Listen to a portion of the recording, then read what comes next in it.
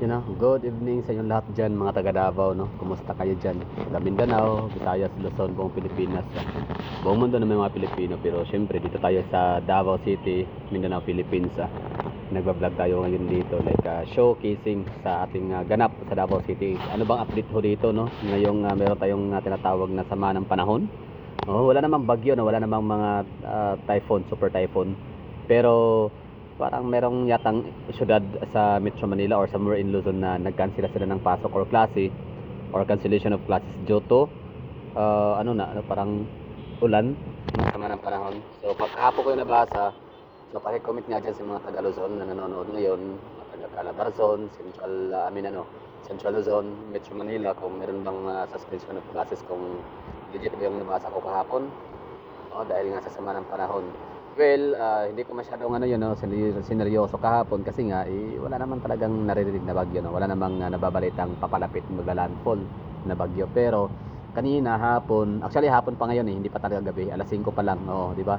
So alas 5 pa lang to pero sobrang dilim na. Kanina kasi mga alas 3 nung ako'y nagising, mga alas 2, alas 3 yata. Tapos pagsilip ko sa lugar sa Davao, sa atmosphere, no? Sa hemisphere atmosphere or sa ating airspace ng Davao City, talagang kita-kita ko yung parang dilim, ang dilim, kulimlim, wala namang hangin, hindi naman siya maulan. Pero yun pala, ito pala, maulan pala siya. Like, parang ambon. So yun, sa mga nanonood dyan ngayon, mayroon ba kayong balita?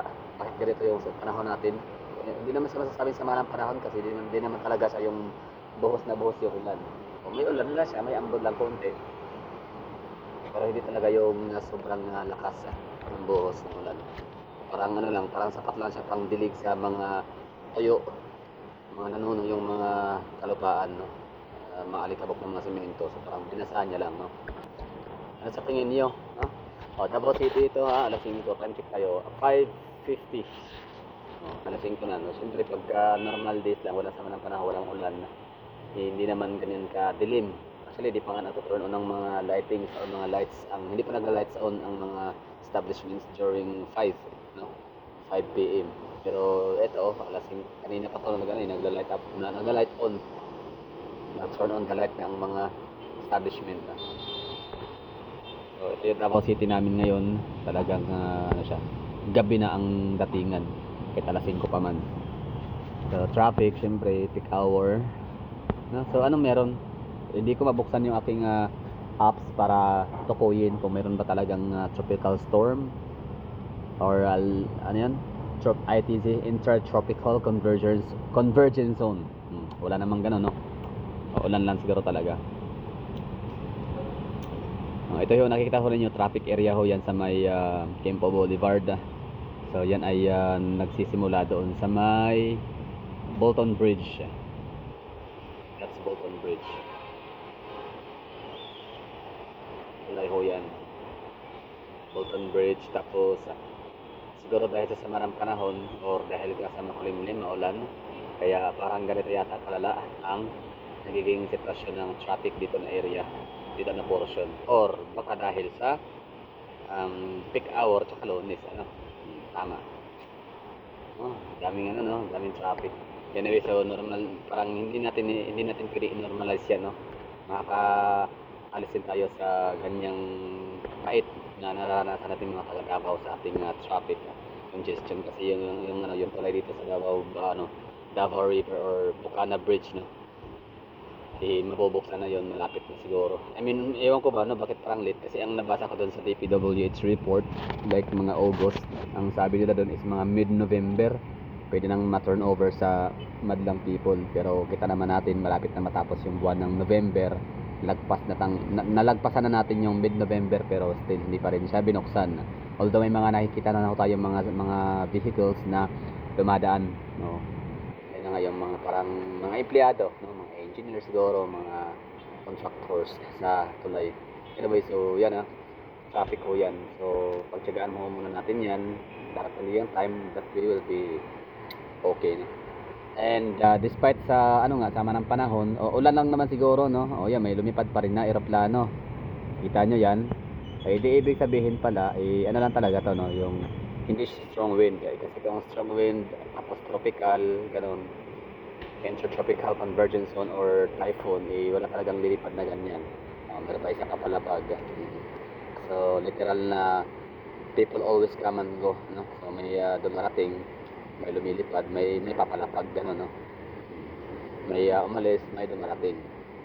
For example, Tatay Digong is, ano nito, syempre, may edad na sa Tatay Digong, pero di tayo matatakot di tayo matatakot, no? Na hindi na siya makapag-serve sa ating bayan kasi nga meron naman siyang mga Duterte na mga anak, mga siblings, offsprings, mga gano'n, no?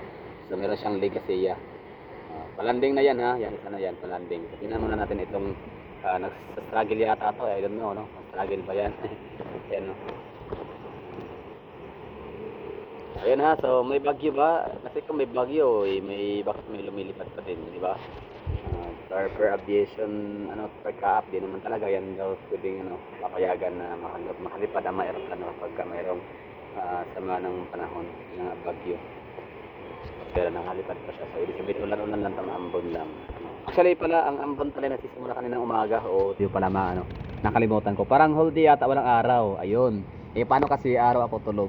So, kanina ako naka-uwi, no? Ibig sabihin, naka-uwi sa aking pinupuntahan. Like mga alas 9 ng umaga. Alas 8, alas 9. So, alas 7. Alas 6, syempre traffic sa Davao, no? Tapos, ang Davao City naman kasi from north to south, south to north. Parang gano'n, no? Coast to coast, east to east, west to west, cheek to cheek, palm to palm, nose to nose. Ang layo ng Davao City. It takes 3 hours, no, from Toril to Lasang. It takes 3 hours dati, back in early 2000s. It takes 3 hours bago makalabas ng area of responsibility of Davao City. Pero ngayon, dahil sa dumami na yung sasakyan dito, kasi nga daming mga nagsilipatan sa Davao, nag-migrate. So, ang nagiging set up dito, nagiging oras sa travel time papalabas at papasok ng Davao ay nasa mga 5 oras na hanggang 6. Ayan, palanding na siya. Have a safe landing ho. Right. Palanding na ho siya. Diba? Ano na kami dito, no? Madilim. Ibig sabihin, gabi na yung vibes. Time check ko tayo. Alas 6 na. Kapit na. Pero gabi na yung vibes. Akala mo alas 9, alas 8. Alas 10. Siyempre, nasa likod siya ng mga gusali. Kaya hindi siya makita. Abida Tower. Ayun na. Nakalanding na siya ng safety. So, good job, piloto. Yun lang, ha. So, update lang sa Davao City na abot na kami dito ng sama ng panahon. Tansya po lahat yata ng Pilipinas ngayon may kulimlim, may ulan-ulan. Ganun. So, actually itong ganitong klima, ito yung paborito ko eh. Sarap kasi matulog pag ganitong yung tempo. Hindi mainit, hindi rin masyadong malamig, hindi rin maulan na malakas ang ulan at hangin na hindi ka rin makatulog, baka bilangan ka ngayon ng baha. So, ganitong klima yung lang talagang dinidiligan lang, no, yung mga nanuno yung natin kalupaan at mga maalikabok na semento, diba? So yun, no, dami traffic, so mula dyan tingnan natin yun ng magsisimula dito sa Bolton Bridge. Yan, Bolton Bridge, ganyan kahaba ang traffic every peak hour dito, Bolton Bridge. Tapos pagkatawid niya dito sa hindi na siya, Bolton Bridge is the boundary of Quezon Boulevard and Quimpo Boulevard. So yung hindi natin kita, yan ay yung pag lalagpas pa yan ay ang Quezon Boulevard. Tapos ito naman yung Quimpo Boulevard pagkatawid sa tulay. So that's Quimpo Boulevard na ho yan, ha. Quimpo Boulevard, kung saan kita natin yung Jollibee sa may Sandawa Corner, Ecoland. Quimpo Boulevard. Kasi ito Blue Lotus Hotel. Tapos ito traffic, no, mga sasakyan. Ito pala ang Ecoland Bus Terminal. Ito yung madiliman yan, yung area na yan.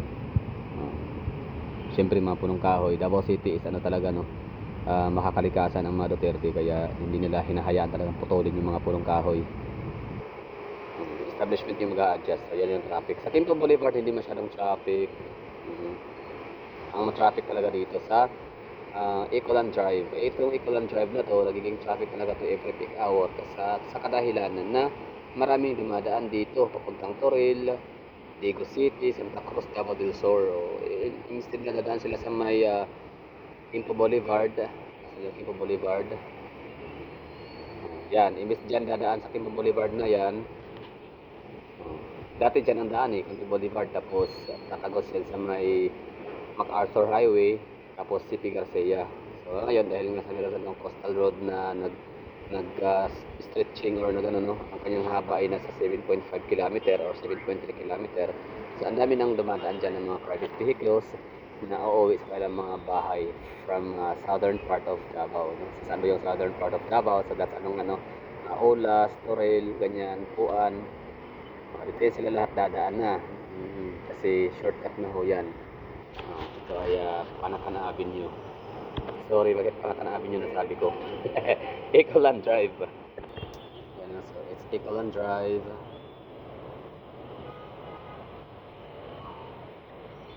Ang tagos itong Ecoland Drive na to ay sa may Tulip Drive, corner Coastal.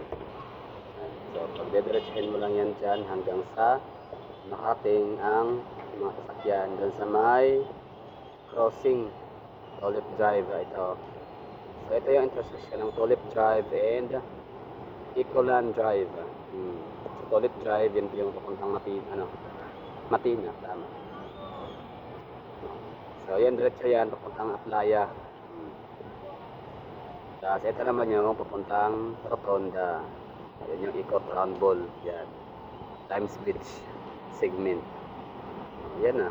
Tapos, smooth na yung magiging magiging biyahe. Papuntang Toril. Santa Cruz, Digos. Kasi nga, 7 km ang iyong matitipid or masashorten ang iyong biyahe na instead na mag-iisang oras mahigit ka sa may Quimbo Boulevard, MacArthur Highway and CP Garcia, masashorten mo yung isang oras mahigit sa nasa mga mga 10 minutes to 20 minutes na lang. Diba? So, ganyan kahalaga ang mga bypass roads, coastal roads sa Davao City. Of course, thank you Tatay Digong kasi nga napakatalino mong tao. Talaga nga naisip ko talaga na bigyan ng proyekto ang Davao City kahit paano. So, worth it ng natin taxpayers money. So, this is where our taxes go. Sulit. Duterte kasi talaga dapat huwag na tayong magkaupo ha. Pagka-upo ni BP Sara Duterte as presidente, tuloy-tuloy na natin siya talaga natin siya as queen of the Philippines. Gawin natin monarchy ang Pilipinas. Kaya ba kayo nun? Ayun na siguro. Thank you for watching. Bye bye. Ending